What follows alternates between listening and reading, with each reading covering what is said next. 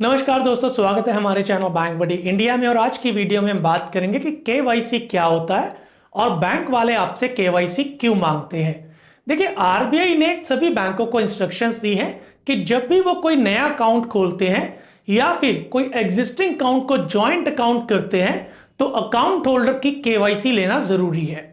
अब ये केवाईसी में बैंक आपसे क्या क्या चीजें मांगते हैं।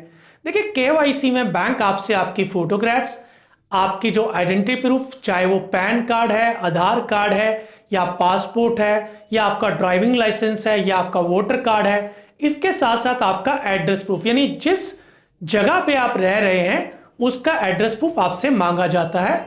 ये आपका आधार कार्ड हो सकता है, आपका पासपोर्ट हो सकता है, आपका इलेक्ट्रिसिटी बिल हो सकता है या आपकी गैस की जो स्लिप होती है या जो पासबुक होती है वो हो सकती है। इसके साथ साथ आपका पोस्ट पेड जो है लैंडलाइन लीज बिल भी हो सकता है। देखिए, अब ये आईडी और एड्रेस प्रूफ बैंक आपसे क्यों मांगते हैं। देखिए, इसका एक ही पर्पस होता है कि यदि कोई आपके अकाउंट में फ्रॉड होता है तो बैंक कितनी जल्दी आपको ट्रेस कर सकता है। इसके साथ साथ केवाईसी का एक और मतलब होता है। देखिए, केवाईसी में बैंक आपके ड्यू डिलिजेंस करता है। वो आपसे यह पता करता है कि आप जो है अकाउंट क्यों खुलवाना चाहते हो। इसके साथ साथ जो भी आपके अकाउंट नंबर है या आपकी जो लेटेस्ट ईमेल आईडी है वो केवाईसी में वो अपडेट करता है।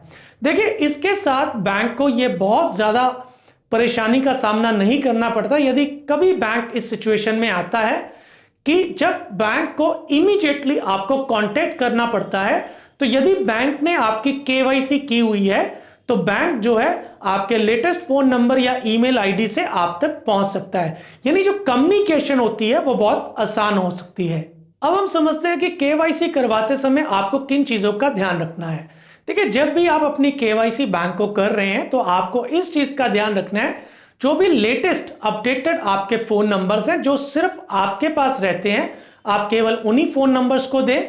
इसके साथ साथ वो ईमेल आईडी जो आप स्वयं यूज कर रहे हैं वही ईमेल आईडी जो है आप केवाईसी करते समय बैंक को दे, क्योंकि इसी ईमेल आईडी और फोन नंबर्स पे आपके जो ओटीपी हैं वो रिसीव होते हैं।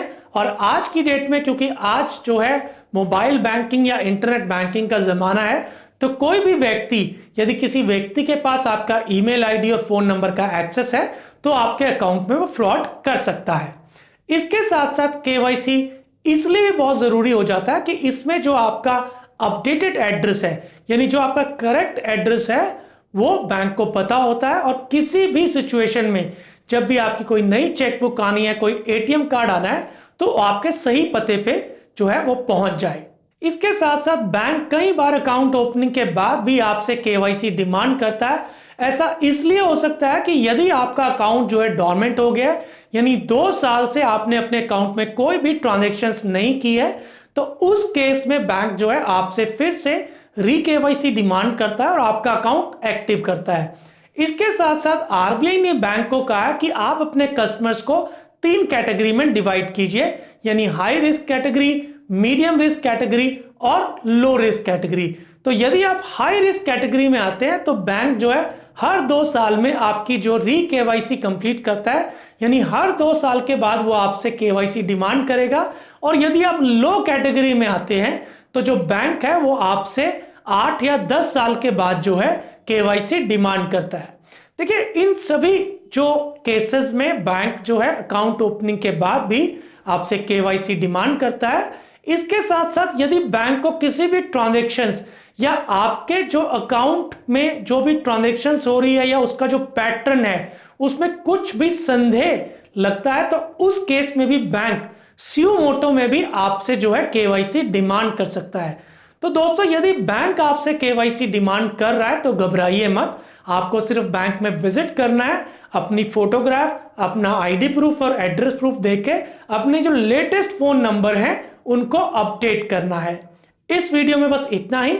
ये वीडियो आपको कैसा लगा? यदि अच्छा लगा है तो प्लीज हमारी वीडियो को ज्यादा से ज्यादा लोगों के साथ शेयर करें और हाँ, इस चैनल को सब्सक्राइब करना ना भूलें।